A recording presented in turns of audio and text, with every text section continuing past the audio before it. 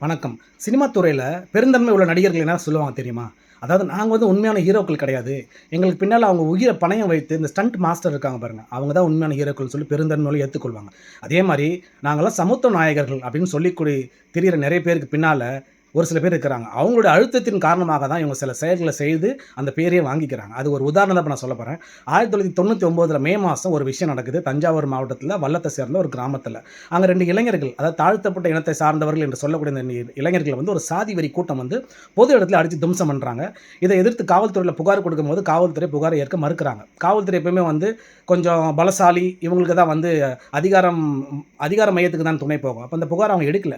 உடனே அன்னைக்கும் இன்னைக்கும் சிங்கமா வாழ்ந்துட்டு இருக்கிற ஐயா மணியரசன் அவர்கள் அப்போ ஒரு பேரணி நடத்துறாரு 99ல. அந்த பேரணியில அவர் பகிரங்கமா அப்பொழுது முதலமைச்சர் திரு கருணாநிதி அவர்களுக்கு எதிரா ஒரு வாக்குறுதி கொடுக்குறாரு. என்ன தெரியுமா? அவர் கருணாநிதி அவர்கள் அதே மாசத்துல 15ஆம் தேதி சமத்துவபுரத்தை திறக்கிறதுக்கு அந்த பக்கம் வர இருக்கிற பிளான் இருந்தது.